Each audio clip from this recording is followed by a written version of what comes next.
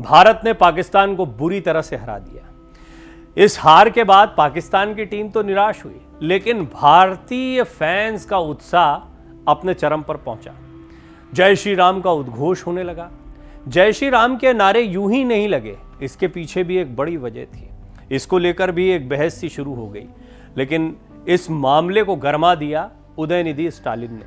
जी हाँ, वही उदयनिधि स्टालिन जो सनातन पर दिए अपने बयानों को लेकर विवादित भी हैं, और एक बार फिर जय श्री राम का उद्घोष जो हुआ पाकिस्तानी टीम के सामने, उस पर उन्होंने कुछ ऐसा किया जिसके बाद वो ट्रोल होने लगे हैं।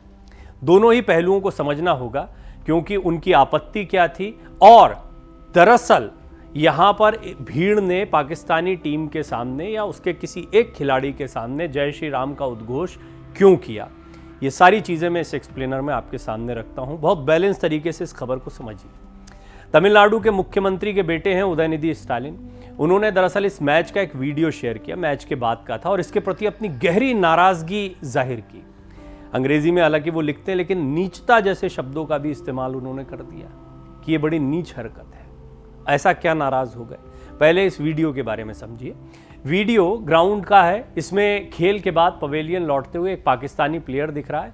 पाकिस्तानी प्लेयर के सामने स्टेडियम की दर्शक दीर्घा में बैठे फैंस जोर जोर से जय श्री राम के नारे लगा रहे हैं। तमिलनाडु सीएम एमके स्टालिन के बेटे उदयनिधि स्टालिन एक बार फिर चर्चा में आ गए।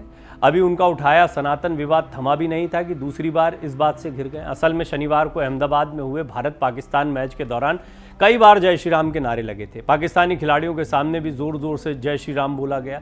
भारत ने पाकिस्तान को 7 विकेट से हरा दिया था। अब इस का वीडियो एक शेयर किया गया है जय श्री राम के नारों का, और तमिलनाडु के मंत्री उदयनिधि स्टालिन ने नाराजगी जाहिर की। लोगों ने लगाए जय श्री राम के नारे और तमिलनाडु के सीएम के बेटे उदयनिधि स्टालिन जो है वो नाराज हो गए। वीडियो ग्राउंड का है। उदयनिधि ने इसे अस्वीकार्य बताया है। उन्होंने कहा ये स्वीकार नहीं किया जा सकता। उन्होंने कहा कि पाकिस्तानी खिलाड़ियों के साथ इस तरह का व्यवहार अस्वीकार्य है। जो पाकिस्तानी खिलाड़ी पवेलियन की तरफ आता नजर आ रहा है, उसकी टी शर्ट पर बैक साइड पर 16 लिखा नजर आ रहा है। इससे स्पष्ट है कि वो क्रिकेटर रिजवान है। अब ये रिजवान जो है ये भी महत्वपूर्ण है। पाकिस्तानी खिलाड़ियों के साथ व्यवहार अच्छा नहीं हुआ, ये बात उन्होंने कही है। उदयनिधि ने एक्स यानी पहले ट्विटर पर ये पोस्ट लिखा है। भारत अपनी खेल भावना और आतिथ्य सत्कार के लिए जाना जाता है। हालांकि अहमदाबाद के नरेंद्र मोदी स्टेडियम में पाकिस्तानी खिलाड़ियों के साथ किया गया व्यवहार अस्वीकार्य और एक निम्न स्तर का नया निम्न स्तर उन्होंने कह दिया। खेल तो देशों के बीच एकजुटता बढ़ाता है और सच्चे भाईचारे को बढ़ावा देता है। इसे नफरत फैलाने के औजार के तौर पर इस्तेमाल करना निंदनीय है। उदयनिधि की इस पोस्ट पर लोगों ने उन्हें ट्रोल किया। उदयनिधि की ये पोस्ट जो है वो क्रिकेट फैंस को पसंद नहीं आई, जमकर ट्रोल कर दिया। और उन्होंने बताया कि पाकिस्तानी क्रिकेटर मोहम्मद रिजवान का एक वीडियो बीते दिनों वायरल हुआ था। अब ये वीडियो था जिसका वो जवाब चल रहा था। रिजवान ने कुछ ऐसा किया था जिसका जवाब यहां पर दर्शक दे रहे थे। यह समझने वाली बात थोड़ी सी है। सोशल मीडिया पर वायरल वीडियो में इसका दावा किया जा रहा है रिजवान बीच मैदान में नमाज अता करते दिखाई देते हैं। यह वीडियो नीदरलैंड के खिलाफ मुकाबले का बताया जा रहा था। इसी तरह वर्ल्ड कप में 10 अक्टूबर को पाकिस्तान का मुकाबला श्रीलंका से हुआ था। इसमें पाकिस्तान जीत गया। मोहम्मद रिजवान ने इस जीत को गजा के फिलिस्तीनी लोगों को समर्पित कर दिया। रिजवान ने सोशल मीडिया प्लेटफॉर्म एक्स के जरिए फिलिस्तीन के समर्थन में पोस्ट लिखा था जो अब वायरल हो रहा है।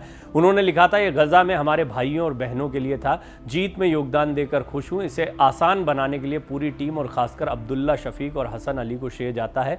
शानदार स्वागत और लगातार समर्थन के लिए हैदराबाद के लोगों का बहुत आभारी हूं। क्रिकेटर रिजवान के सामने इन्हीं वजहों से जय श्री राम के नारे लग रहे थे। उदयनिधि ने सनातन पर भी विवादित टिप्पणी की थी। इस वजह से भी वो चर्चा में आए थे, सुर्खियों में रहे। उदयनिधि पिछले दिनों सनातन उन्मूलन सम्मेलन में शामिल होने के लिए पहुंचे थे। यहां उन्होंने कहा था कि सनातन धर्म सामाजिक न्याय और समानता के खिलाफ है। कुछ चीजों का विरोध नहीं किया जा सकता, उन्हें खत्म ही कर देना चाहिए।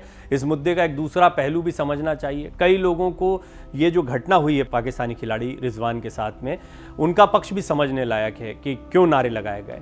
T20 वर्ल्ड कप के पहली जीत मिली तो पाकिस्तान के खिलाड़ी, पूर्व पॉलिटिशियन, तमाम लोगों ने इसे हिंदुओं के खिलाफ कौम की जीत बताया था। मोहम्मद रिजवान के मैदान में नमाज को सराहा गया था। वकार यूनुस समेत तमाम कथित तौर पर समझदार जितने भी कॉलर टाइट करके अपने खिलाड़ियों का बखान करते हैं वो लोग दिखे थे।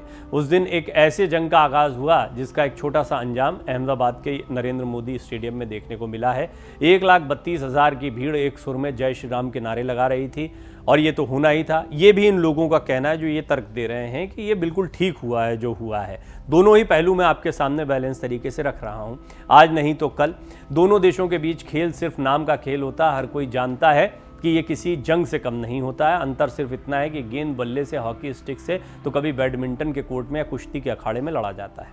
भारत ने विश्व कप मुकाबले में पाकिस्तान को हरा दिया। 5 गेंदबाजों ने 2-2 विकेट झटके। खुशी के चलते लोगों ने जय श्री राम के नारे लगाए और तमिलनाडु के मुख्यमंत्री MK स्टालिन के बेटे उदयनिधि स्टालिन इसी बात से नाराज हो गए। नीच हरकत तक इसको बता दिया। उदयनिधि ने ट्वीट किया और वो इस पर ट्रोल हो गए। शानदार खेल के दौरान और बाद में जय श्री राम के नारे लगते रहे। पाकिस्तानी खिलाड़ियों के सामने भी जय श्री राम के नारे लगाए गए हैं और इसी को लेकर स्टालिन के बेटे उदयनिधि स्टालिन भड़क गए थे। उन्होंने जिस तरीके से ट्वीट किया है उस ट्वीट को लेकर भी वो ट्रोल होते रहे हैं। गुजरात के अहमदाबाद स्टेडियम में भारत की शानदार जीत ने लोगों की खुशी को बढ़ा दिया। कई वीडियो सोशल मीडिया पर वायरल हुए जहां लोग जय श्री राम के नारे लगाते दिखाई दिए। स्टेडियम के अंदर भी जय श्री राम गूंजता रहा है। तो उदयनिधि स्टालिन ने जो कुछ कहा वो उन्होंने खेल भावना से कहा था, पर खेल भावना का अर्थ समझना भी ज़रूरी है। खेल के मैदान में जब खिलाड़ी कोई ऐसी हरकत करता है जो खेल के बंधनों से बाहर है, जिसका खेल से कोई लेना देना नहीं। फिलिस्तीन में जो आम लोग मारे जा रहे हैं, पूरी दुनिया उनका साथ दे रही है। भारत ने भी उनका साथ नहीं छोड़ा है क्योंकि वहाँ भी मासूम है। वहाँ भी कोई बच्चा, कोई आम आदमी जिसके हाथ में हथियार नहीं है वो कभी जंग नहीं चाहता है। लेकिन जब 2 देशों की जंग होती है तो उसमें पिसता यही आम आदमी है। लेकिन महत्वपूर्ण बात यह है कि इस लड़ाई में इजराइल में भी ऐसे ही आम लोग मारे गए। हमास ने जब आतंकी हमला किया, हमास वो है जिसको पनाह गजा पट्टी में मिली है, जिसका शासन चलता है।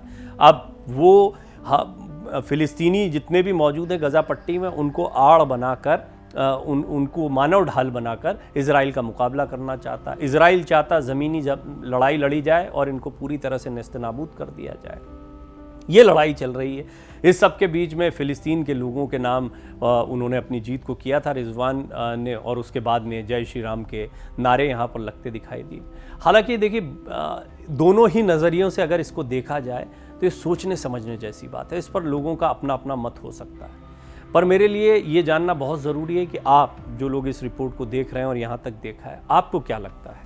आपको इसमें क्या कोई गलत चीज़ दिखाई देती है? आपको लगता है कि एक सामान्य घटना है, लोगों का एक जोश है? क्या रिजवान को इस तरह से जवाब देना चाहिए था? क्या रिजवान को ये हरकत करनी चाहिए थी? और इन सब के बीच में उदयनिधि स्टालिन, वो कोई मौका नहीं छोड़ते हैं, ऐसा लगता भी है। इस पर आप भी अपनी टिप्पणी करिएगा, लेकिन जिस तरह से उन्होंने सनातन को लेकर पहले बयान दिए हैं, उसके बाद में ऐसा लगता है कि यहाँ पर जय श्री राम के नारों पर अपरोक्ष रूप से वो एक टिप्पणी करना चाह रहे थे और रिजवान और इस पूरी घटना का उन्होंने सहारा लिया। लेकिन आपको क्या लगता है? आप अपनी टिप्पणी ज़रूर करें।